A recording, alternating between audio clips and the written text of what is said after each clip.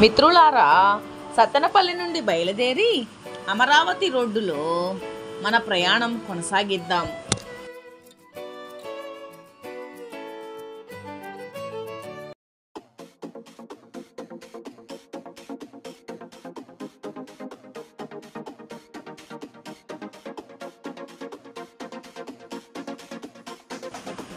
నందిగం అడ్రోడ్డు, నందిగం గ్రామం, అలాగే గుడిపూడి గ్రామం,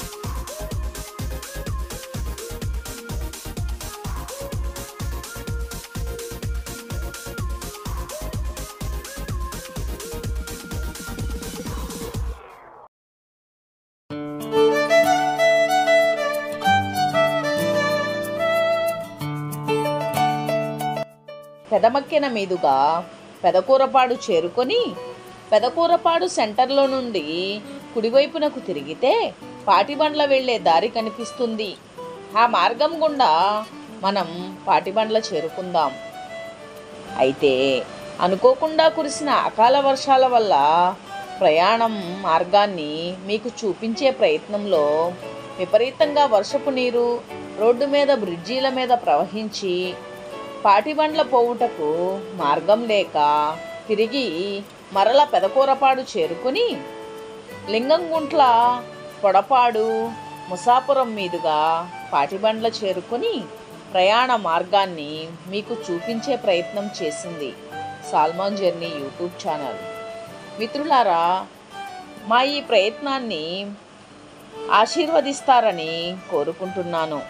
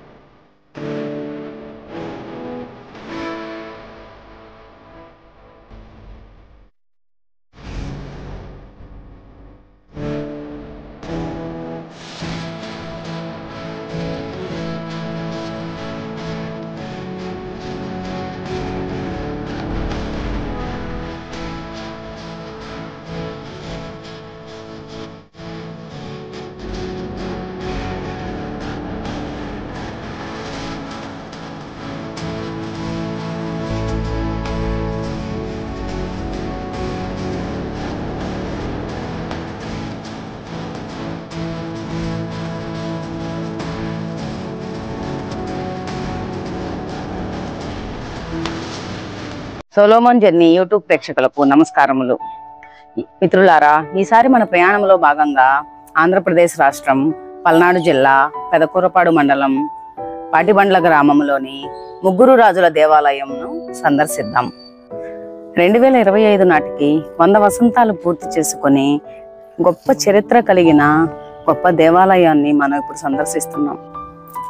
పూర్తి వీడియో చూసే ముందు మన సొలోమన్ జర్నీ యూట్యూబ్ ఛానల్ను సబ్స్క్రైబ్ చేసి, లైక్ చేసి, షేర్ చేయండి. మరిన్ని వీడియోలు తీసేందుకు మీ సహాయ సహకారాలు అందించండి ప్లీజ్.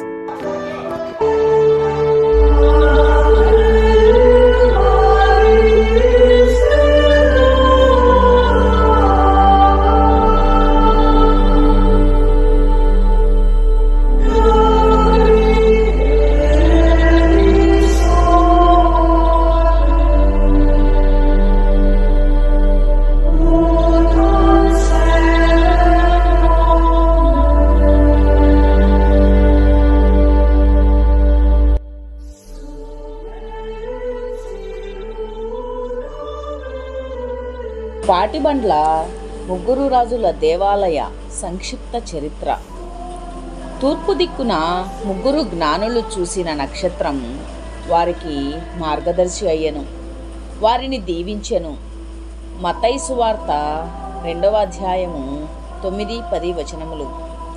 ఆంధ్రప్రదేశ్ రాష్ట్ర పూర్వ గుంటూరు జిల్లా, ప్రస్తుత పలనాడు జిల్లా పెదకూరపాడు మండలంలోని పాటిబండ్ల ముగ్గురు రాజుల దేవాలయానికి ఒక ఘనమైన చరిత్ర ఉంది.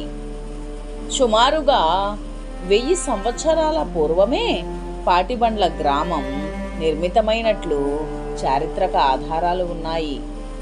వెలనాటి రెడ్డి కులం వారు క్రైస్తవ మతంలో చేరుట ఆంధ్ర క్రైస్తవ చరిత్రలో ఒక చారిత్రాత్మక ఘట్టం. సుమారు 200 సంవత్సరాల క్రితం తమిళనాడు, నెల్లూరు, కర్నూలు నుండి క్రైస్తవ రెడ్డి కుటుంబాల వారు పాటిబండ్లకు వలస వచ్చారు. కురిచేడు, గుంటూరు ప్రాంతాల నుండి కొందరు సాలే క్రైస్తవ కుటుంబాలు పాటిబండ్లకు వలస వచ్చారు.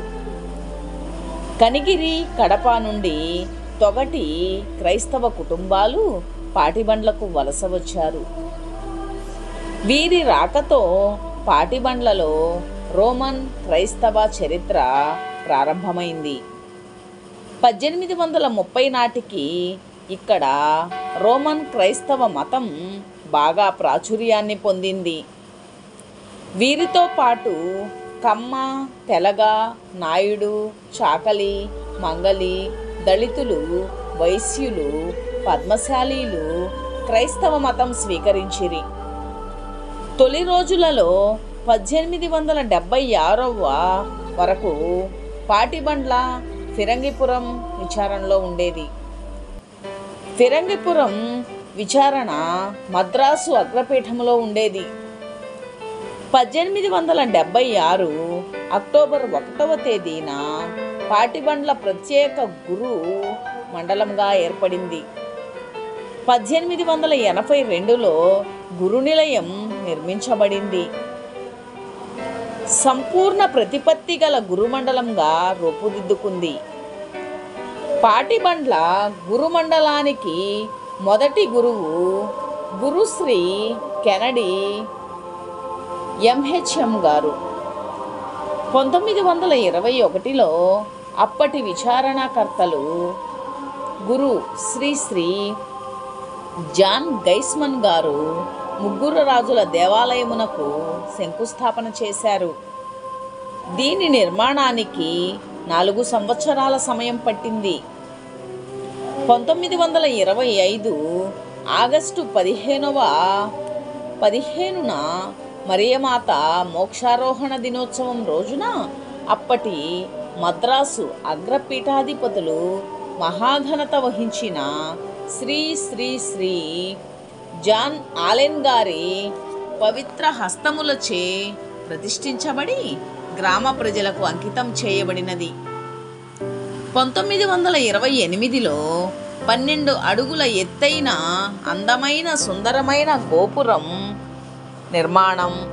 విచారణకర్తలు గురుశ్రీ గైస్మన్ గారి సారథ్యంలో జరిగింది.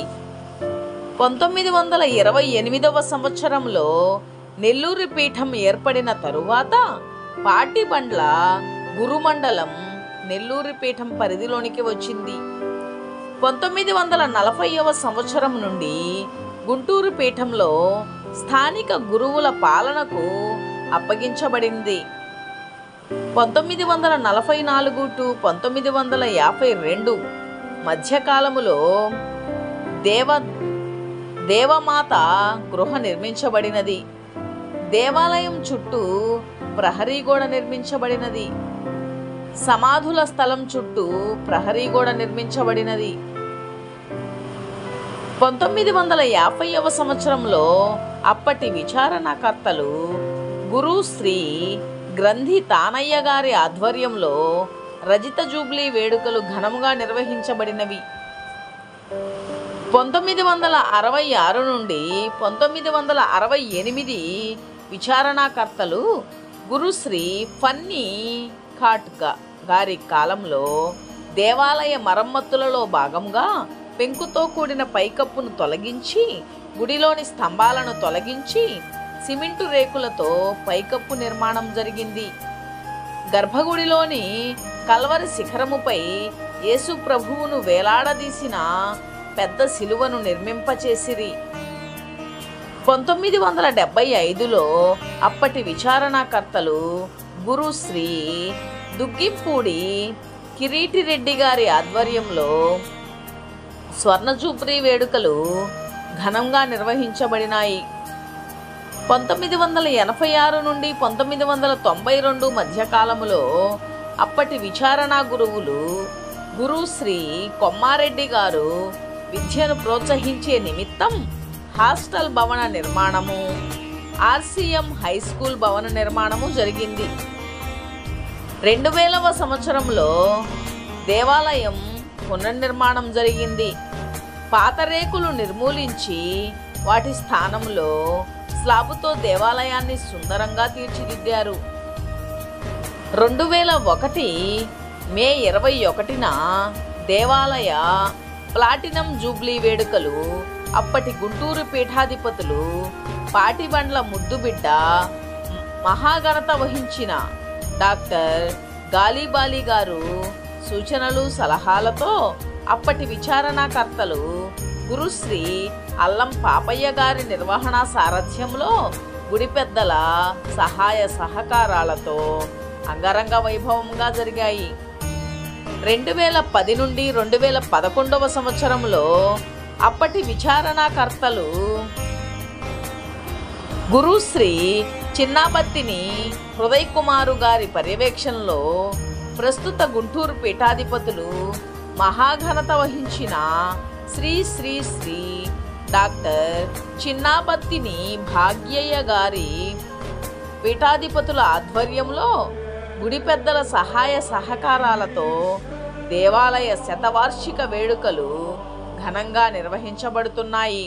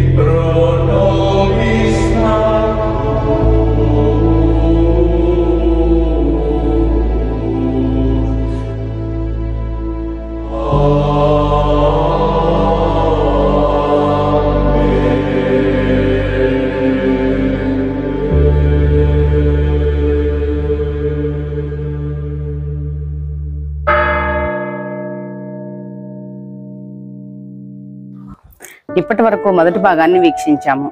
త్వరలోనే రెండవ భాగంతో మీ ముందుకు వస్తాం. అప్పటి వరకు సెలవు మరి.